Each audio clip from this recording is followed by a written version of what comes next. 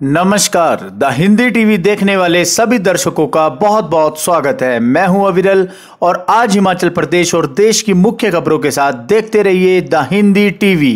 हिमाचल प्रदेश में record 412 corona positive मामले। Corona vaccine को लेकर रूस के साथ भारत की बातचीत जारी, जल्द मिलेगी खुशखबरी।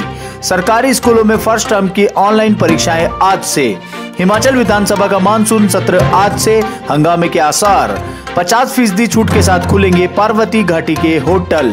चंडीगढ़ मनाली एनएच 40 घंटों बाद बहाल, फंसे रहे कुल्लू के सेब से लदे 200 truck. Himachal exam special train में अब यात्रियों ने नहीं दिखाई दिलचस्पी, खाली लौटी। आज से दिल्ली चंडीगढ़ कुल्लू की उड़ान शुरू। राजधानी शिमला में बारिश, प्रदेश भर में 2 दिन मौसम खराब रहने के आसार। कोरोना एक्टिव केस के मामले में पहले पायदान पर पहुंचा देहरादून। होटल और रेस्टोरेंट में बंद पड़े बार खोलने की तैयारी में लगी देहरादून सरकार।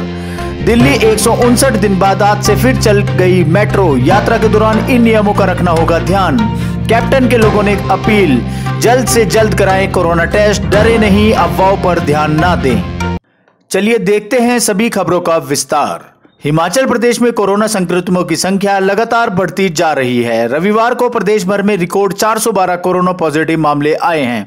कुल्लू में 68, कांगड़ा में 60, सोलन में 56, चंबा में 52, मंडी में 48, बिलासपुर में 31, शिमला में 25, सिरमौर में 22, हमीरपुर में 20, ऊना में 16, रोहडू में 12 और किन्नौर में 1 कोरोना पॉजिटिव मामला सामने आया है। शिमला के कुमारसैन में स्वास्थ्य विभाग का कर्मचारी भी कोरोना संक्रमित पाया गया है। प्रदेश के सक्रिय मामलों का आंकड़ा 2000 के पार हो गया है। अब तक 54 लोगों की कोरोना से जान जा चुकी है।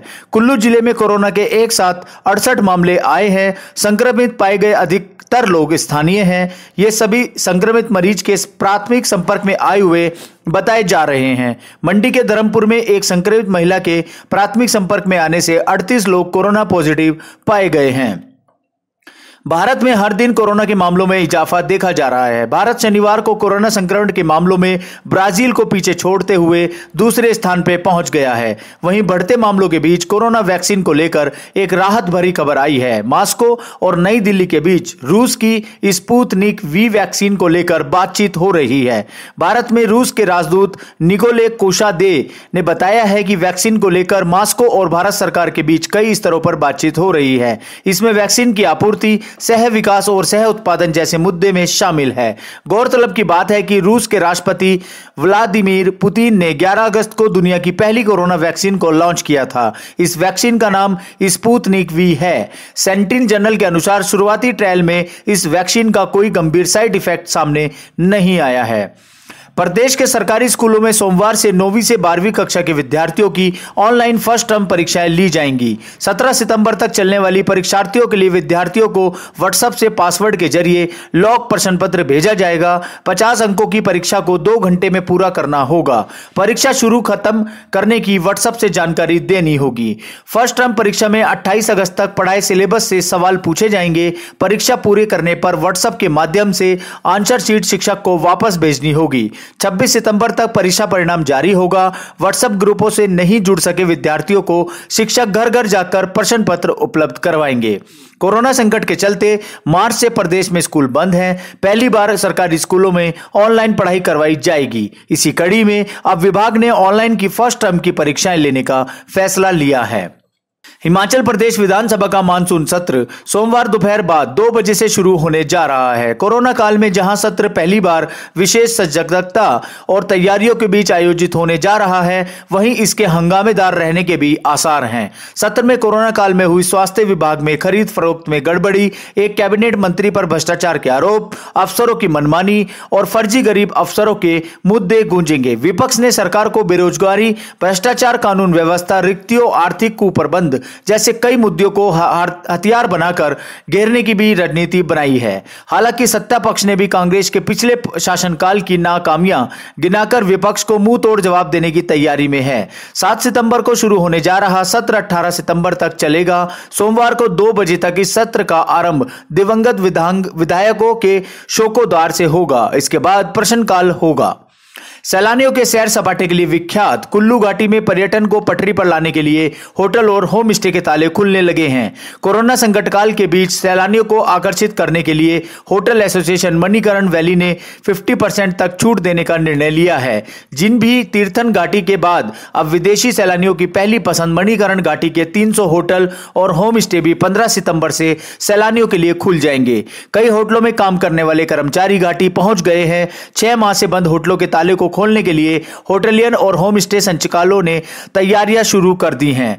एसोसिएशन के अध्यक्ष किशन ठाकुर ने केंद्र सरकार की ओर से पर्यटन कारोबारियों के लिए सस्ते ब्याज पर ऋण देने की स्कीम उन होटलियरों पे भी लागू करने की मांग की है जिन्होंने पहले भी बैंकों से ऋण लिया है।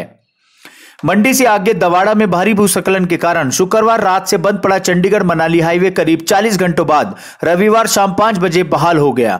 पहाड़ी से बार बार मलबा और पत्थर गिरने से जहां सड़क बहाली का काम बाधित होता जा रहा था, वहीं दोनों तरफ ट्रकों और अन्य वाहनों की कतारें लगी रही। कुल्लू जिले में इन दिनों सेब सीजन जोरों पर है और हाईवे बंद होने से सेब उत्पादकों की भी दिक्कतें बढ़ गई हैं। कुल्लू जिले से बाहरी राज्यों को भेजे जा रहे करीब सेब के करीब 200 ट्रक और अन्य गाड़ियां करीब 36 घंटे तक फंसी रही। जानकारी के अनुसार शुक्रवार रात जिला मंडी में ओट के समीप द्वाड़ा में पत्थर गिरने से नेशनल हाईवे बंद हो गया। इसके बाद प्रशासन ने हाईवे बहाली का काम शुरू किया, लेकिन सुबह करीब 8:30 बजे तक पहाड़ का एक बड़ा हिस्सा मार्ग पर आ गिरा। इसके बाद भी बार बार मलबा गिरने से मार्ग बहाली का काम बाधित रहा। शनिवार रविवार शाम 5 बजे मार्ग बहाल हो गया। हालांकि इसी बीच छोटे वाहनों को बजोरा वाया कटोला भेजा गया, लेकिन सड़कों सैकड़ों ट्रक मार्ग के दोनों ओर फंसे हुए थे।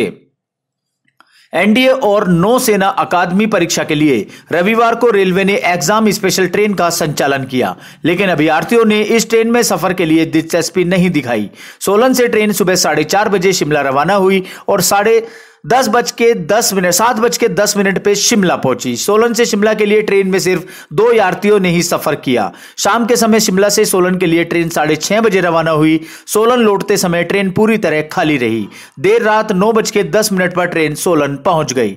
परीक्षा देने वाले अभ्यर्थियों ने सोलन और शिमला के बीच ट्रेन में 2.25 घंटे के सफर के स्थान पर सड़क में बस में 1.5 घंटे के सफर को तरजीह दी। हालांकि परीक्षा में शामिल होने वाले अभ्यर्थियों और उनके अनुरक्षकों की सुविधा के लिए कोविड-19 के दिशा निर्देशों के अनुरूप रेलवे ने ट्रेन के संचालन की तैयारियां कर रखी थी। शिमला रेलवे स्टेशन पर बकायदा थर्मल स्कैनिंग की व्यवस्था भी की गई थी।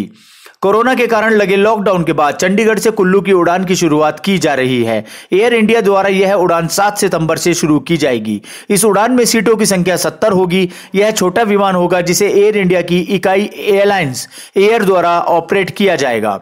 इस विमान का संचालन सोमवार, मंगलवार, गुरुवार और शनिवार को होगा। एयर इंडिया चंडीगढ़ के स्टेशन मैनेजर MR जिंदल ने बताया है कि कुल्लू के लिए यह उड़ान नई दिल्ली से शुरू होगी। नई दिल्ली से यह विमान सुबह 8:30 बजे उड़ाकर भरकर 9:30 बजे चंडीगढ़ पहुंचेगा। चंडीगढ़ से 10 बजे रवाना होगा और सुबह 11 बजे कुल्लू पहुंचेगा। इसके बाद कुल्लू से यह विमान 11:30 बजे चंडीगढ़ के लिए रवाना होगा और 12:20 पर वापस चंडीगढ़ पहुंचेगा। यहां से 12:50 बजे नई दिल्ली के लिए उड़ान भरेगा और 2 बजे नई दिल्ली पहुंचेगा। वहीं प्रदेश भर में 7 और 8 सितंबर को मौसम खराब रहने का पूर्वानुमान है। राज्य के विभिन्न क्षेत्रों में इन 2 दिनों में बारिश और तूफान की चेतावनी दी गई थी। राज्य में 9 सितंबर से मौसम साफ रहा। राजधानी शिमला और आसपास के इलाकों में रविवार को रुक रुक कर बारिश होती रही। बारिश से अब तक प्रदेश में दर्जनों संपर्क सड़कें बंद हैं। इससे सेब बागवानों को सेब ढुलाई में परेशानी का सामना करना पड़ रहा है। मौसम विभाग के अनुसार केलांग में सबसे कम न्यूनतम तापमान 11 डिग्री सेल्सियस और सबसे अधिकतम तापमान ऊना में 35 डिग्री सेल्सियस रिकॉर्ड किया गया है। प्रदेश के मैदानी इलाकों में कोरोना के एक्टिव केस के मामले में दून अब पहले पायदान पे पहुंच गया है, जबकि हरिद्वार दूसरे पे, उधम सिंह नगर तीसरे पे और नैनीताल चौथे स्थान पर है। उत्तराखंड में होटल और रेस्टोरेंट में बंद पड़े बार खोलने की तैयारी में लगी हुई है सरकार। जिले में मौजूदा समय में कोरोना के 1809 एक्टिव केस हैं, जबकि हरिद्वार में 1362, उधम सिंह नगर में 1327, नैनीताल में 995 एक्टिव केस हैं। हालांकि पूरे प्रदेश में सर्वाधिक कोरोना टेस्ट दून में हुए हैं। दून में 73,290, हरिद्वार में 72,778, उधम सिंह नगर में 59,094 तथा नैनीताल में 36,586 कोरोना टेस्ट अब तक हो चुके हैं। बता दें कि अगस्त में दून मैदानी इलाकों में चौथे पायदान पर था, लेकिन अचानक तेजी से कोरोना संक्रमित के मामले बढ़ने के कारण इस सप्ताह के भीतर दून पहले पायदान पे पहुंच गया है। लॉकडाउन में बंद की गई दिल्ली मेट्रो 159 दिन बाद आज फिर से चल पड़ी है। येलो लाइन से पहली मेट्रो 7 बजे हुडा स्टेशन गुरुग्राम से समयपुर बादली दिल्ली के लिए रवाना हो गई। इधर दिल्ली पुलिस ने भी सभी स्टेशनों के बाहर भीड़ प्रबंधन के लिए तैनाती की है। इससे पहले यात्रियों के सुरक्षित सफर की पूरी तैयारी कर ली गई और यात्रियों से बहुत जरूरी होने पर ही यात्रा करने और कोच में बातचीत से बचने की अपील की गई है। दिल्ली मेट्रो फिलहाल 20% यात्रियों के साथ संचालित होगी, जबकि इकाई लाइन पर नोएडा ग्रेटर नोएडा मेट्रो के 15 स्टेशनों पर केवल एक गेट से ही प्रवेश और एक गेट से ही निकास होगा। पहले चरण में येलो लाइन समयपुर बादली से हुड्डा स्टेशन गुरुगांव में व रैपिड मेट्रो का संचालन 2 पालियों में होगा। इस लाइन से जुड़े 2 स्टेशन जो कंटेनमेंट जोन के दायरे में हैं पूर्णतः बंद रहेंगे। पंजाब के मुख्यमंत्री कैप्टन अमरिंदर सिंह ने सूबे के लोगों को एक तरफ तो आम आदमी पार्टी के झूठे प्रचार से गुमराह न होने की अपील की है, वहीं लोगों को जल्द से जल्द अपना कोविड टेस्ट कराने की गुजारिश करते हुए कहा है कि इस मामले में देरी घातक सिद्ध हो सकती है। मुख्यमंत्री ने कोविड के कारण मारे गए लोगों के शरीर के अंग निकाले जाने वाले संबंधी अफवाहों की सिरे से खारिज किया है। 2 हफ्ते बाद अपनी फेसबुक लाइव कार्यक्रम के दौरान कैप्टन ने आम लोगों के सवाल तो नहीं लिए, लेकिन उन्होंने सूबे में कोविड से बिगड़ते हालात, आम लोगों के बीच फैलाई जा रही भ्रांतियां, विपक्षी दलों की गुमराह करने वाली बयानबाजी और राज्य सरकार के कोविड से निपटने की तैयारियों पर खुलकर अपनी बात रखी है।